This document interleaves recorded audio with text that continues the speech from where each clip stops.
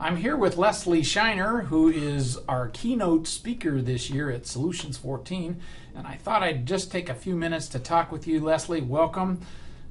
How are you doing? Thank you. Oh, I'm great. I'm happy to chat with you today. I'm excited. Great. Well, you're going to be speaking again this year. You're always one of our top, if not the top-rated speakers. And so tell us what you're going to talk about this year at Solutions14. Well, see, I thought it might have something to do with the chocolate, but the WebEO didn't have any, so I think maybe there's something else there. So, well, I'm thrilled. You know, I love going to the conference. I particularly like talking to your audience. I think it's made up of some very interesting people who are working really hard. We all share a lot of the same beliefs and a lot of the same goals in our businesses. And so as a conference, it's just one of my favorite conferences to go to and particularly to speak at. Yeah. So this year we talked a bit about this, and it's funny because it came up from last year's Ignite session. Right. So last year I had 5 minutes, and that was it, to talk about what we owe our success to. That was the topic that we were assigned. And I decided that I owed my success to everything I learned as a freshman in Psych 101 when I went to UCLA, just 10 years ago, or maybe more, and probably more. And so I thought about that, and blowing through a lot of information in 5 minutes was a lot of fun, and it was great information. And I thought, but I just was able to barely scratch the surface of some of the topics, and I thought I really do use a lot of those concepts that you're taught about in psychology, those psychological concepts where you understand why people do what they do, what are their behaviors, how do you change behaviors, how do you change beliefs, and how do you use that in your practice. And when I realized that I've really used a lot of those things to build my business, I thought that would be more than just 5 minutes. It really deserves a full session to really get into some of those topics and how people can use them. Right. So you're actually going to be talking both about how you might use these psychology components or psychology knowledge that you have, both in managing your relationships with your clients, but also it'd be relevant for managing, people in your staff. Isn't that right? Correct. And psychology is a study of interpersonal relationships. And there's a lot of interpersonal relationships that you have every day. There's with the staff, there's with your clients. There's trying to make your clients feel good about themselves. How do you hand off a tax return to somebody and say, hey, by the way, you owe $150,000, but hey, you're wearing a nice shirt.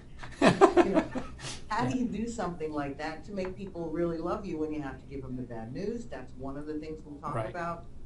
How do you help them better understand their own business? Yep. And really use those sorts of tools to be able to really help you build that relationship. And that relationship, like you said, with your clients and then also with your staff.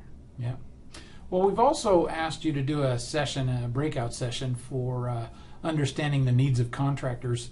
You've done that a few times. I don't think you did it last year at the conference, but give us a little preview of that. Well, so I specialize my business. I always say I started out specializing in nonprofits and construction, very similar. But I got rid of my nonprofit clients, and I have been really specializing specifically in the construction market. So there are maybe some attendees that don't have construction clients, but there's a huge market for construction clients, and whether they have QuickBooks or not, that's trying to help them understand what a contractor needs. Right. Are they just using a shoebox and they just need to get their tax return? But how can you speak what I call contractor speak in a language where they understand money, where you can help them understand how to run their business, where you're not talking accounting, debits and credits, and what you need to do is reconcile your bank account, because then they have no interest in talking to you. Right. But if you talk to them about how can I improve my profits and what are the concepts behind that, and how do we manage what a construction needs to manage. I actually wrote a book called The Simple Guide to Turning a Profit as a Contractor. And that book it's a business fable. It's about this wonderful remodeler named Mike who gets his tax return, owes a bunch of money, and he says, as many do, how can I owe money to the IRS when I have no money in my check? Right. But the goal of writing that book was I didn't want the contractor to pick it up, hand it off to the accountant or the bookkeeper and say, this is for you. Yeah. So what I want to do is talk to the people who are providing services to contractors and help them understand concepts like with work in progress or work in process. I know we have some Canadians there. We have to have dual language. Understanding gross margin, the difference between markup and margin, Yeah. what are change orders, what's estimates, all those things that contractors really need to understand that we can do a great job in helping them teach them. Well, great. So you're going to delight the whole audience in a keynote with understanding how to deal with clients using Psychology 101, and then you're going to go into the specific construction vertical and enlighten us there. So I am really looking forward to that. And again, I just can't wait to see you again. You do a great job for our audience, so I'll see you this November. Well, thank you, and I'm looking forward to it, and I hope I get to see everybody there. Thanks a lot. Okay, thank you.